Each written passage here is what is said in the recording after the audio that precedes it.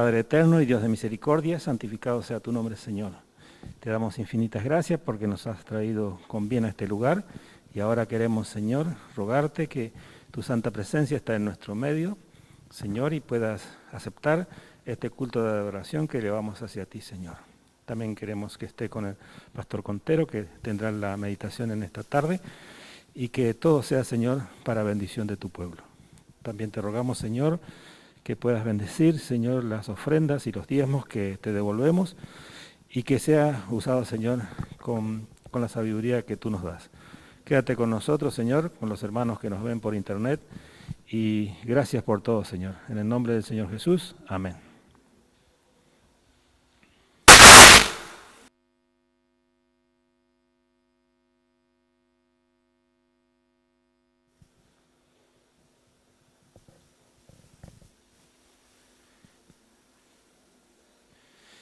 Queremos dar la más cordial bienvenida a todos nuestros hermanos aquí presentes y también a los hermanos que, bueno, que esta mañana no nos han podido ver por internet. Ahora creo que habrá la posibilidad de vernos, de ver también la predicación, ¿no es cierto? Que sean todos bienvenidos y que la bendición del Señor esté con cada uno de los presentes y de los que nos miran por internet.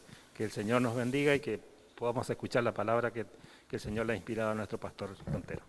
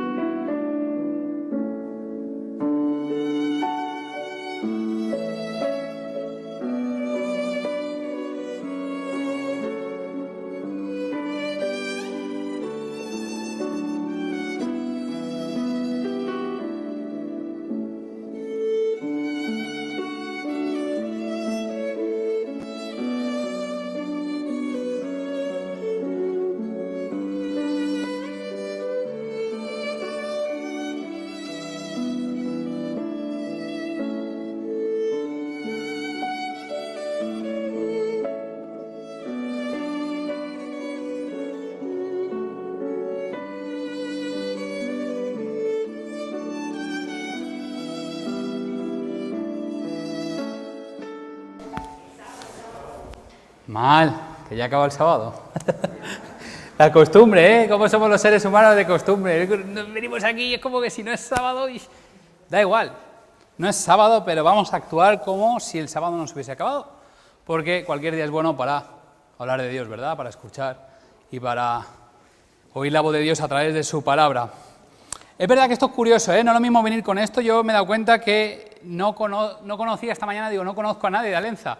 Pero en realidad luego la gente me saludaba y cuando miraba dos veces, ya que me estoy haciendo mayor, estoy perdiendo vista también, miraba dos veces y decía, pues sí que conozco gente, sí. Pero bueno, también esto nos abriga del frío, ¿no? Así que aunque es un poco incómodo, vamos a estar bien. ¿Estáis preparados para escuchar hoy? ¿Sí? ¿Qué tal vuestro 2020? Bien, ¿no? Que se acabe ya. Está bien 2020. Qué estafa de año es esta. Bueno, 2020 igual no es lo que esperabas, ¿verdad? Todos en 2019 seguro que ahora que hay un perfil más joven que lo que había esta mañana, los de esta mañana ganaban en juventud con ganas, pero ahora hay menos años en la sala. Seguramente en Nochevieja del año 2019 tú estabas pensando, madre mía, 2020 es mi año, 2020 me caso. A lo mejor no te has casado, no por la pandemia, sino porque no hay manera de encontrar nada. O a lo mejor has dicho, 2020 es mi año de los estudios y la mayoría de las cosas las has hecho online. O 2020 ese era el año de tantos planes cumplidos y te has dado cuenta de que 2020 te ha frustrado prácticamente toda tu existencia. No te preocupes, cuando lleguemos al cielo 2020 no habrá contado para nada. Es un año que no se habrá tenido en cuenta nada de lo que hagamos.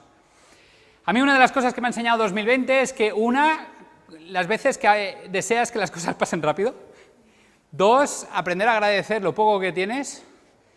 Y 3, que como el refrán español dice, el hombre propone y Dios dispone, a veces nosotros tenemos unos planes y no es que Dios haya enviado esto, ni mucho menos, no estoy diciendo esto, ojo, cuidado que no se me malinterprete, sino estoy diciendo que a veces la vida es como es y muchas veces Dios tiene un plan para ti, tú tienes otro plan y te das cuenta de que ojalá su voluntad se cumpliera realmente en tu vida. ¿Nunca te lo has preguntado? ¿Nunca te has preguntado cuando Jesús está enseñando a los discípulos el Padre Nuestro y dice esta frase, hágase tu voluntad en la tierra como en el cielo?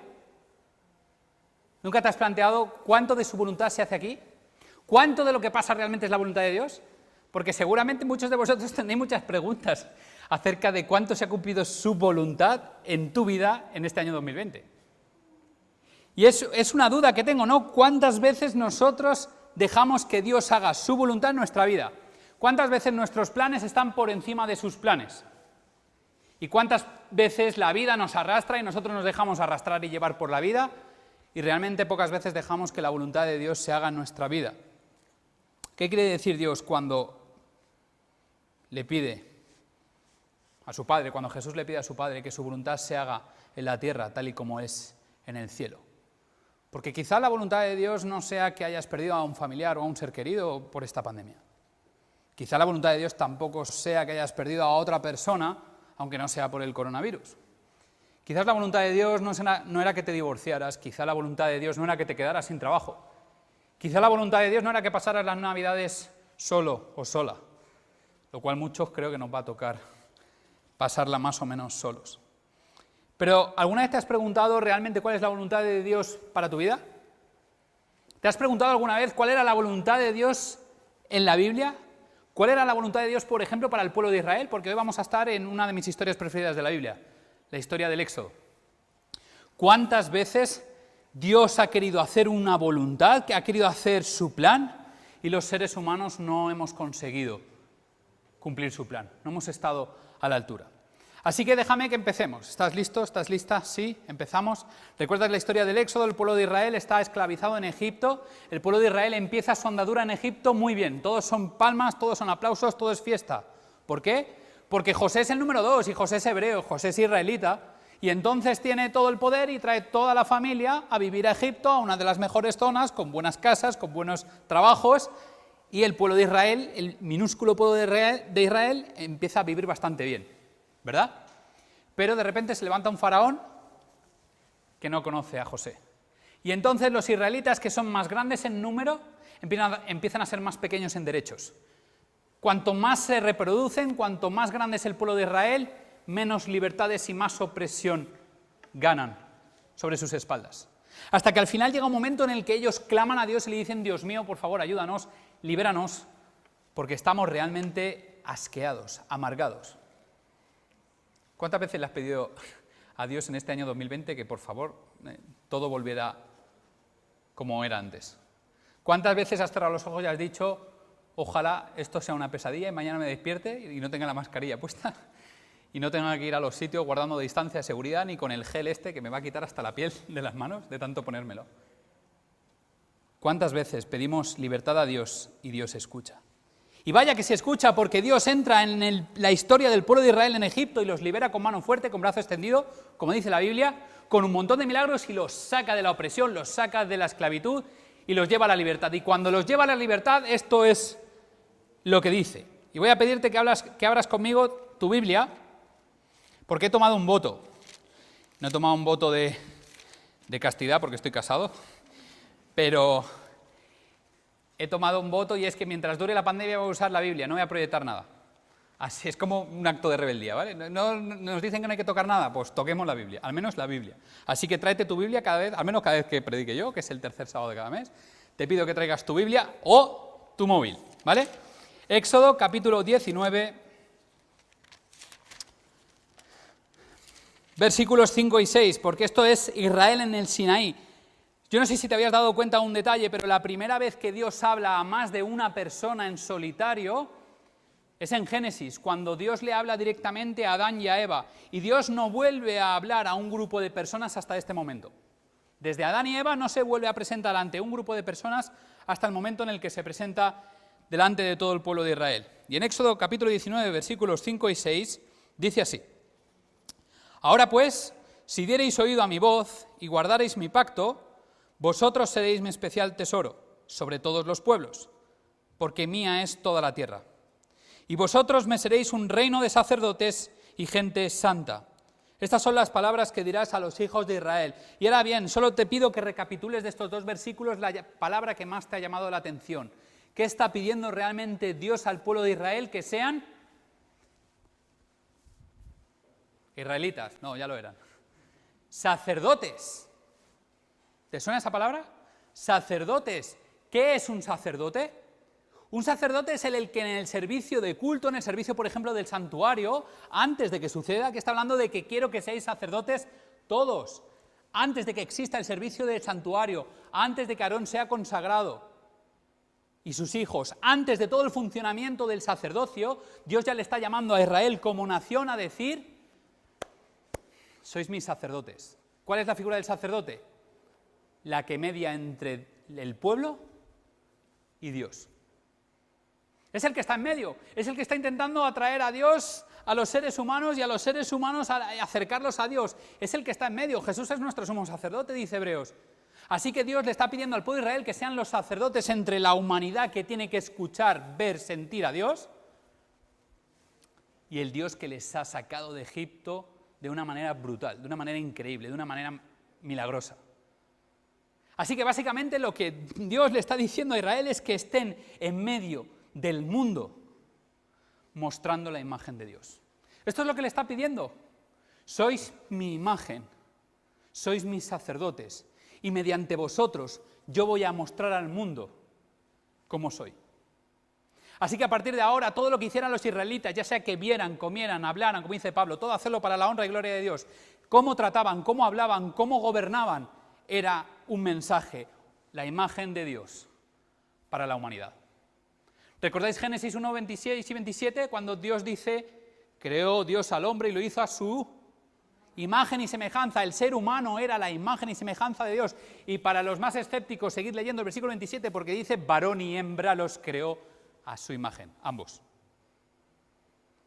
Es en la relación, es en el grupo, es en la muestra que nosotros demostramos quién es Dios. ¿Y qué pasó? Bueno, si lees el capítulo 5 te vas a dar cuenta de que Set ya no era imagen y semejanza de Dios, sino imagen y semejanza de Adán y Eva. Cada vez que Dios ha escogido una imagen para transmitir a la humanidad, para transmitir a los demás cómo era Él, la humanidad ha fracasado. Y lo vamos a ver también en el pueblo de Israel, porque lo que Dios está haciendo con Israel es increíble. Dios está sacando a Israel de la opresión, de la esclavitud, para liberarlos y que se conviertan en su imagen. Y déjame que te diga la pequeña mini lección. Para ser imagen de Dios tienes que estar liberado de la opresión. Para ser imagen de Dios tienes que ser libre. No puedes seguir siendo esclavo y seguir transmitiendo la imagen de Dios. Así que ahora acompáñame porque vamos a entender de nuevo, vamos como a tener una nueva visión acerca de los 10 mandamientos. Y te pido que me acompañes, también si estás en casa, Éxodo capítulo 20, versículo 3. Primer mandamiento, no tendrás dioses ajenos delante de mí. Esto es lo primero que Dios dice, no tendrás dioses ajenos delante de mí. ¿Por qué? Porque se está dirigiendo a un pueblo que había sido liberado, un pueblo que había sido liberado de esa esclavitud, de esa opresión. Y Dios está diciendo, no tengas otros dioses delante de mí, porque si tienes otros dioses delante de mí, serás esclavo de esos dioses. Y entonces ahora entiendes el segundo mandamiento, capítulo 20, versículo 4, y dice, no te harás imagen ni ninguna semejanza de lo que está arriba en el cielo, ni abajo en la tierra, ni en aguas de debajo de la tierra. Es decir, el procedimiento, el razonamiento es este. No tengas otros dioses delante de mí. No tengas otros dioses delante de mí. Y cuando me tengas a mí como único Dios, te vas a dar cuenta de que no necesito imágenes, no necesito figuritas de plata ni de oro. Hoy en día, yo no sé si os ha pasado a vosotros, cuando yo era pequeño y leía este mandamiento, decía, bueno, este mandamiento es chupado. Es que cogía la Biblia y decía, a ver, chupado, complicado, chupado, muy complicado. Vale, pues este era de los chupaditos, de los... Yo no tengo, o sea, tenía juguetes, pero no tenía figuritas de plata ni de oro que yo me... No sé, a lo mejor de otras religiones, de otros países, pero... Claro, a lo mejor tenemos más problemas cuando nos arrodillamos delante de futbolistas, delante de actores, delante de nuestro propio cuerpo en el gimnasio. ¿Habéis visto cuánta gente se mira a sí mismo en el gimnasio? Yo he ido al gimnasio a ratos, ¿vale? Los que me conocéis de hace un tiempo habéis visto que he adelgazado un poquito, solo un poquito. He ido al gimnasio a ratos, pero me he dado cuenta que en mis pocos ratitos sumaban más que muchos, porque esos tíos estaban mirándose más rato al espejo que haciendo pesas. Y era como, has venido aquí a adorarte a ti mismo, ¿vale? ¿Tenemos otro tipo de problemas? ¿Adoramos otro tipo de dioses? Incluso nosotros mismos somos ese primer Dios. Pero más allá de esto, lo que Dios te está diciendo es, yo, el Dios de la Biblia, no necesito imágenes. ¿Sabes por qué? Porque mi imagen eres tú. Y te quedas desmontado, te quedas desmontada. No necesitas hacerte una imagen del Dios del cielo porque Él ya tiene una imagen y esa imagen eres tú. Esa imagen eran Adán y Eva, Génesis 1, 26 y 27. Esa imagen es lo que Dios intenta que el pueblo de Israel sea porque los ha elegido como sacerdotes. Y al final el sacerdote es el representante, es el mediador, es el que transmite cómo es Dios, quién es Dios. Y ahora vienen las conexiones. Si sabes un poco de Biblia, que creo que sí, vienen las conexiones. Empiezas a atar cabos en tu cabeza. En el Nuevo Testamento, ¿quién es el sacerdocio santo? La Iglesia. Así que la misma misión que Dios tenía para Adán y Eva es la que tenía para Israel y es la misma misión que tiene para ti, Iglesia, porque Iglesia no es esto, Iglesia no es lo otro, Iglesia somos nosotros, los que estamos, los que estaban esta mañana y los que faltan, que nos están viendo desde casa. Así que todos nosotros somos esa imagen de Dios, proyectados, calcados de una imagen más perfecta que es Jesús, que es la verdadera imagen de Dios, lo que el ser humano tendría que haber sido si no hubiese tomado decisiones por libre. Así que tú no necesitas otra imagen porque Dios ha pensado en ti como su imagen. Ahora bien, si tú quieres ser imagen de Dios, esto es como la película de Spider-Man, ¿no? Bueno, ya soy un poco friki, ¿vale? Pero la película de Spider-Man dice una frase, un gran poder conlleva una gran responsabilidad. Así que ser imagen de Dios conlleva una gran responsabilidad. No es, ¡ay, qué bien, soy imagen de Dios! Dios, dame. Casi nunca pasa esto. Cuando Dios te elige como imagen, te está diciendo, ¿eres mi imagen? Siéntate, abróchate el cinturón, respira hondo porque te voy a dar un propósito, te voy a dar una misión. ¿Queréis saber cuál es el propósito y la misión que le dio el pueblo de Israel? No difiere mucho del nuestro hoy en día, pero vamos a verlo. Éxodo capítulo 22. Solo saltamos un poquito más. Éxodo capítulo 22, versículos 21 al 23. Dice, y al extranjero no engañarás ni angustiarás, porque extranjeros fuisteis vosotros en la tierra de Egipto. O sea, fíjate tú, Dios libera de Egipto y lo que le está diciendo es, si tú eres mi imagen, no puedes hacer aquello de lo que te he liberado. Si yo te he sacado de Egipto, no construyas otro Egipto. Si a ti te oprimían en Egipto, no hagas tú lo mismo.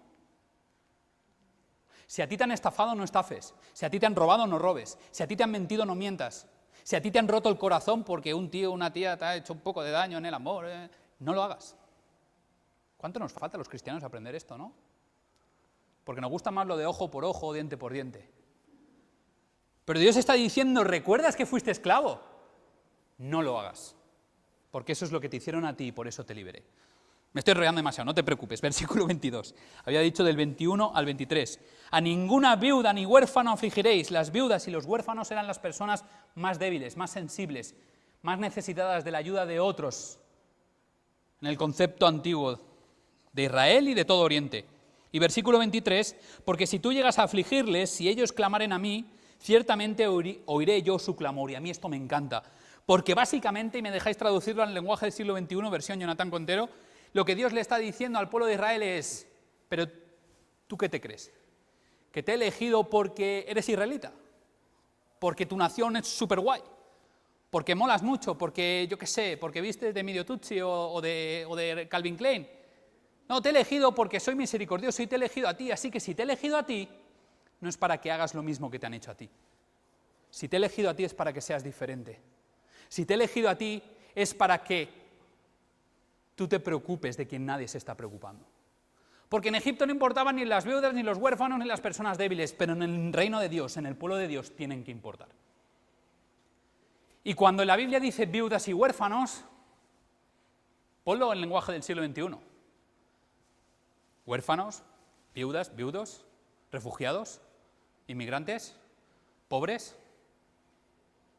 personas con discapacidad, personas que se han sentido heridas en la iglesia por su orientación sexual, por su identidad de género, personas que han sufrido daño. ¿Cómo te comportas tú con las personas que en este mundo sufren por otros? ¿Los tratas tú igual? Es que como a mí de pequeño se reían de mí porque era gordito, pues ahora me río de todos los gordos. Estoy poniendo ejemplos muy malos, pero yo creo que todos nos estamos dando cuenta de que algunas veces hemos devuelto mal por mal, en lugar de devolver bien por mal.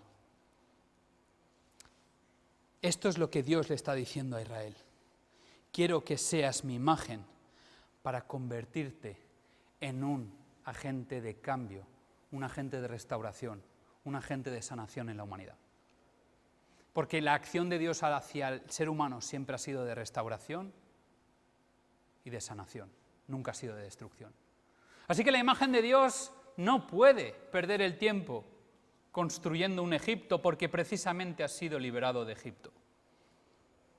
Y ahora déjame que salte, porque este es el propósito que Dios tenía para el pueblo de Israel, es el propósito que Dios tiene cuando los libera de la esclavitud y les da una nueva identidad, les da una responsabilidad que es ser la imagen de Dios para todos aquellos que han sufrido daño, sufren daño en la humanidad. Y no me voy muy lejos, tú sabes lo que pasa, el pueblo de Israel entra en Canaán, se asientan, quieren un rey, monarquía, primero llega el rey Saúl, meten la pata, luego llega el rey David, que nos parece un rey muy bueno, pero se cargó a un soldado súper bueno para acostarse con su mujer, con lo cual al rey de España le hemos crucificado bueno, no sé si por mucho menos, pero más o menos por algo parecido, o al menos mucho menos que eso. Y al final llega un tercer rey, Salomón. Y Salomón, muchos de vosotros pensáis que fue un gran rey. Y quizá no te equivoques, porque lo fue al principio, pero ¿quieres que repasemos su historia? ¿Quieres que repasemos en qué se convirtió Israel? Dios tenía un propósito para Israel, sacarlo de la esclavitud para liberar a otras personas, y fíjate lo que se convirtió. Quiero que me acompañes en Primera de Reyes, capítulo 9, versículo 15. Primera de Reyes, capítulo 9, versículo 15, dice: esta es la razón de la leva que el rey Salomón impuso para edificar la casa de Jehová, y su propia casa, y Milo, y el muro de Jerusalén, y Azor, Megiddo y Gezer. Y esta es la pregunta que yo te hago: ¿sabes lo que es una leva y sabes lo que Salomón hizo imponiendo levas para la construcción del templo de Dios? Trabajos forzados, impuestos, esclavos. Y la pregunta es, ¿por qué pedía liberación el pueblo de Israel? Porque estaban esclavos construyendo las casas donde los faraones iban bueno, se cree, ¿no? Las pirámides, da igual, lo que fuera. Israel estaba oprimido, esclavizado, construyendo edificios. Y el Israel que tenía que liberar, que tenía que estar del lado de los débiles, ¿qué estaba haciendo? Construyendo con trabajo forzado, con esclavos, la casa de Dios. Qué irónico, ¿eh? ¿Os imagináis que la obra la hubiesen hecho los esclavos, la obra de Alenza? Menos mal que no hay esclavitud en el siglo XXI. Bueno, al menos legal. O ilegal, quería decir, porque legal tenemos ciertas compañías, Uber, Just Eat, Deliveroo, Globo. El pueblo de Israel se estaba convirtiendo en aquello que Dios lo había liberado. El pueblo de Israel tenía una misión y había decidido decirle a Dios, gracias, pero nosotros vamos a hacer otra cosa. Y todo de la mano de Salomón. El pueblo de Israel estaba llamado a confiar en Dios. ¿Y qué es lo primero que hace Salomón? Construir Gezer, Azor y Megiddo. ¿Tú sabes lo que es esto? Igual no, dices, pues ciudades, yo qué sé, ¿no? Como tantas ciudades de las que habla Israel. Ciudades colocadas estratégicamente, bases militares, llenas de soldados, para defender las fronteras de Israel. El pueblo que tenía que invertir en ayudar a los demás, tiempo, energías y dinero en ayudar a los demás, estaba invirtiendo tiempo, energías y dinero en convertirse en una potencia mundial para rivalizar con Egipto, con Babilonia y con todas las potencias de alrededor. O sea que un pueblo de sacerdotes que estaba llamado a ser su imagen y a estar al lado del que lo necesitaba, Le había cogido gustillo a esto de convertirse en potencia mundial y esto es lo que estaba buscando. Construyendo muros, construyendo bases, fortalezas y demás. Pero es que además, déjame que te diga algo, porque además con Salomón es que llegan al sumum. Acompáñame solo un poquito y luego volvemos a Primera de Reyes. Deuteronomio, capítulo 17, versículos 16 y 17. Y quizás ahora es el momento del tema en el que te estás preguntando, pero ¿realmente a dónde nos quieres llevar? Espérate hasta el final y lo vas a ver. Deuteronomio 17, versículos 16 y 17. Dice, pero él no aumentará para sí caballos, ni hará volver al pueblo a Egipto con el fin de aumentar caballos, porque Jehová os ha dicho, no volváis nunca por este camino.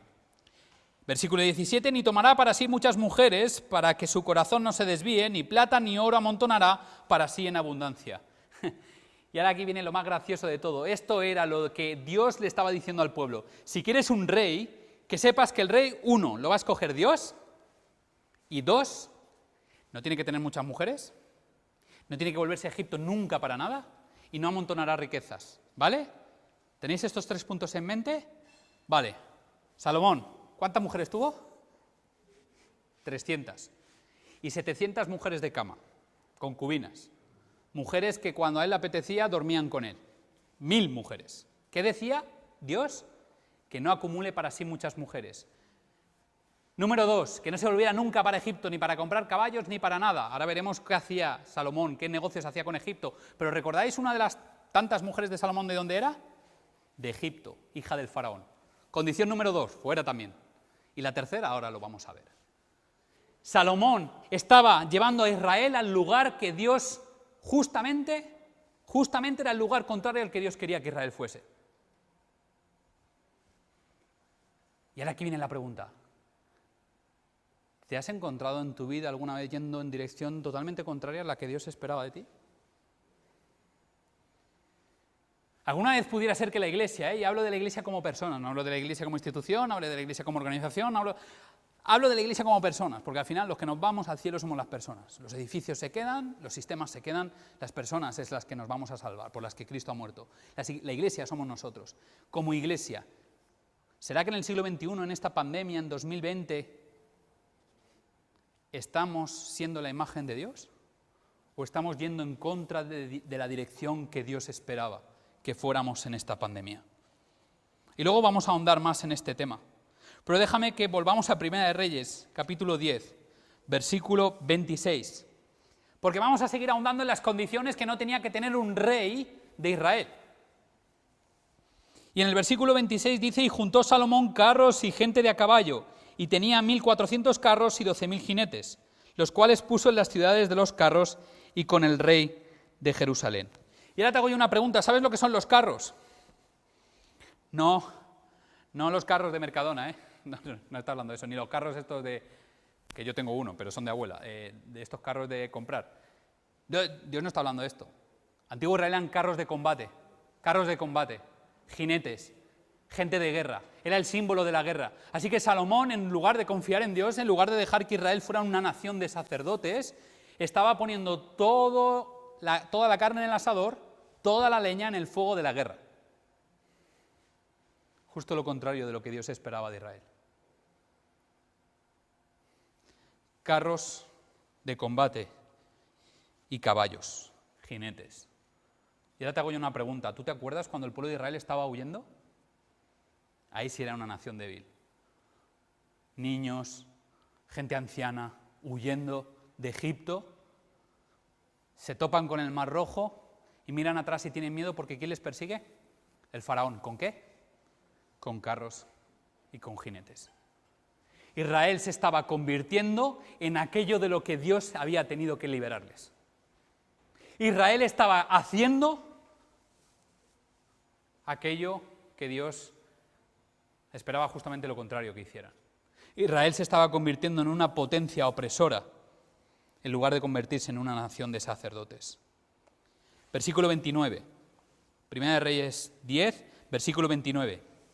Dice, y venía y salía de Egipto el carro por 600 piezas de plata y el caballo por 150, y así los adquirían por mano de ellos todos los reyes de los Eteos y de Siria. Y esta es la pregunta que te hago. ¿Cómo se llama esto en el siglo XXI? Tráfico de armas, era tráfico de armas, se enriquecía de la guerra. Lo que hacía era, Dios te le había dicho, no volváis a Egipto nunca, ni menos para comprar caballos. ¿Y Salomón qué hace? Venga a Egipto a comprar caballos. Pero no solo compró caballos, compró carros y me subo al norte, Egipto estaba en el sur, y me subo al ¿cómo era, Maribel? Noroeste.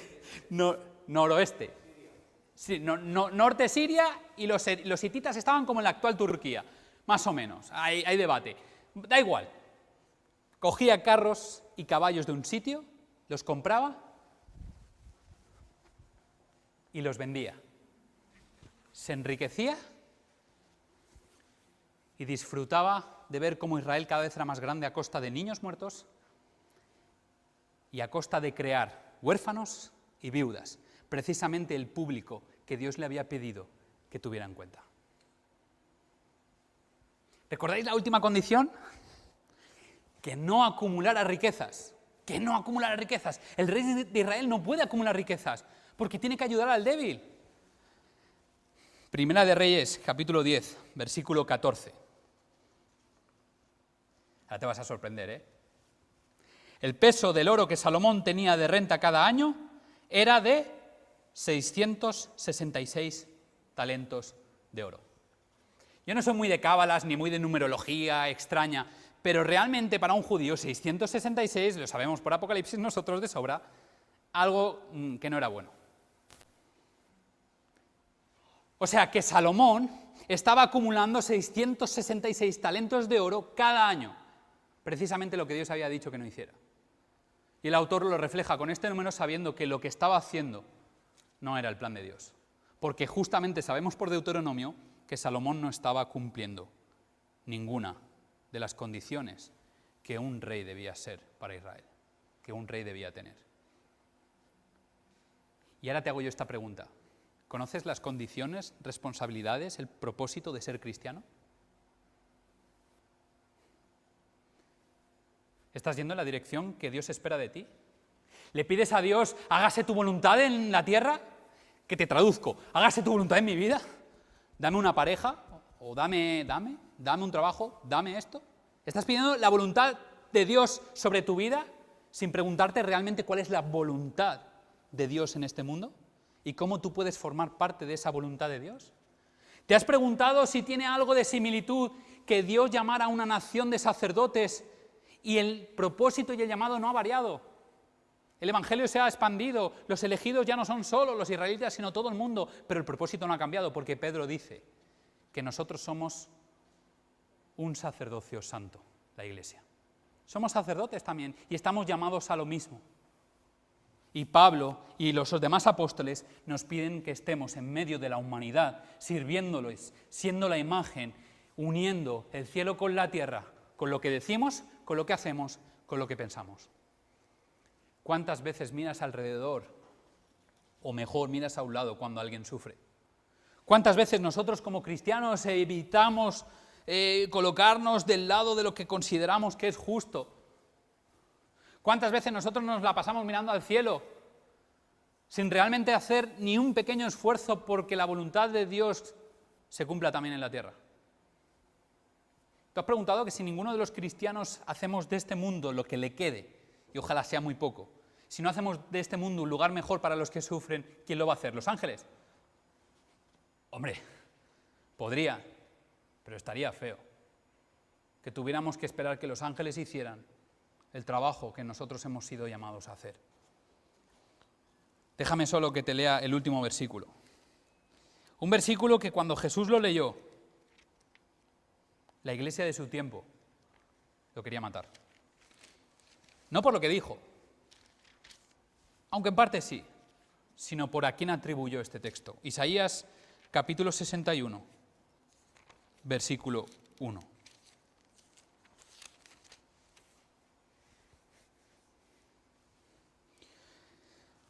Este es el último texto que leeré para ti. Dice: el Espíritu de Jehová el Señor está sobre mí, porque me ungió Jehová, me ha enviado a predicar buenas nuevas a los abatidos, a vendar a los quebrantados de corazón, a publicar libertad a los cautivos y a los presos a apertura de la cárcel. Esto lo tienes en Mateo 11 y en Lucas 7, cuando Jesús está en la sinagoga leyendo este texto y dice, las palabras que habéis escuchado hoy se están cumpliendo delante de vosotros en mí. Es que al final Jesús, el año bueno de Dios, era estar con las prostitutas, con los ladrones, con los que sufrían, mostrándoles el camino de la salvación. Y esta es la pregunta que te hago. ¿Qué tipo de cristiano, cristiana vas a ser en el siglo XXI? ¿Qué tipo de imagen de Dios vas a ser en el año 2021? ¿Qué tipo de imagen vas a transmitir a una humanidad que necesita, sin saberlo, el amor de Dios más que nunca? ¿Cuánto tiempo vamos a estar mirando nuestras necesidades, queriendo cada vez un puesto mejor en nuestro trabajo, un salario mejor, una vida mejor, un bienestar mejor, una comodidad mejor? ¿Cuánto tiempo vamos a estar intentando acumular beneficios hacia mi persona? Es como si atrayendo toda la bendición de Dios hacia mí, canalizándola. En lugar de decir a Dios que tu voluntad se haga en la tierra y úsame como quieras para que eso suceda. ¿Creéis que 2021 puede ser nuestro año? ¿Creéis que 2021 puede ser el año en el que tu vida cambie? Porque realmente le des el propósito que Dios espera. Que dejemos de mirar a un lado, a las personas que sufren, y empecemos a ser iglesia también para aquellos que más lo necesitan. Dios sin duda no se ha cansado de llamar a un pueblo. Llamó a Adán y Eva, llamó al pueblo de Israel.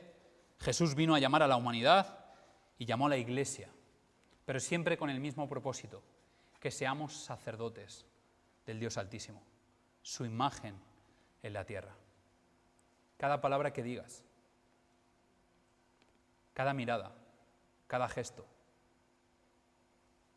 cada crítica, cada mentira, cada puñalada por la espalda en el trabajo, cada acto de trepar en tu lugar de trabajo, cada obsesión por arrancar likes en Instagram, en Facebook, todo cuenta, todo vale, porque lo que tú haces tiene su consecuencia en la eternidad.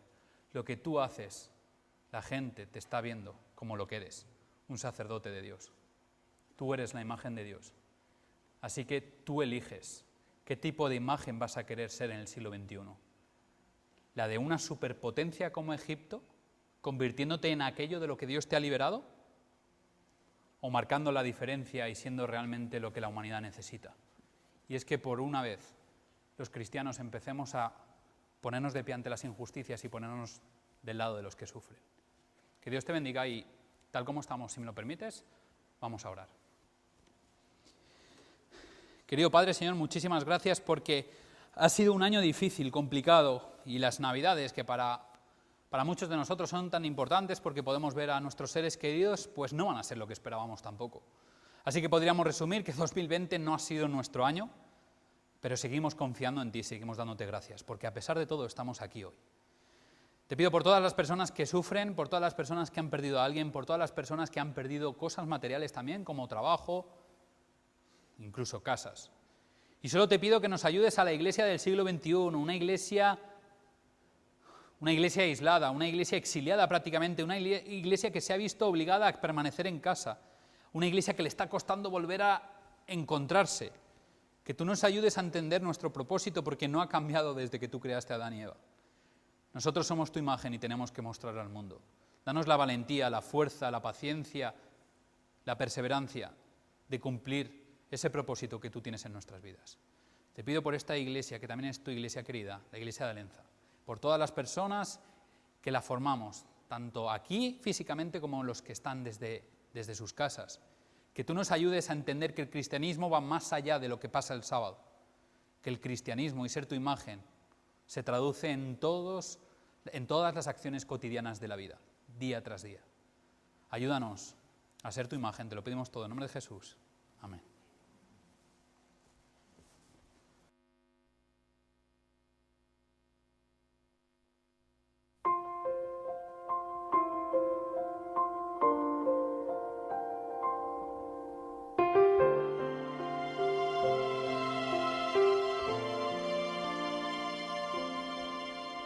Mi mente he puesto en un más allá, en un día sin igual.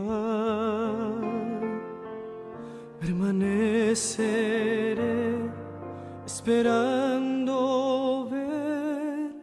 nueva luz que venga de él.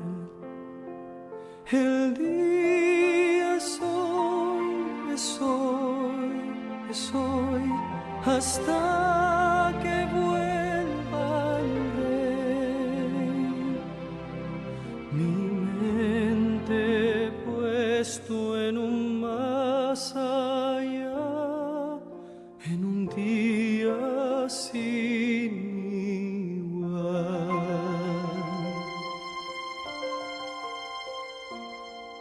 Escogí el camino estrecho a andar, el camino estrecho a andar, porque sé que el tiempo cercano está, mi plegaria llegará. El día es hoy, es hoy, es hoy, hasta que vuelva el Rey. Escogí el camino estrecho a andar, el camino estrecho a andar. Oh Señor, vuelve pronto, te ruego en oración. Vi un rayo de tu gloria y allí anhelo estar.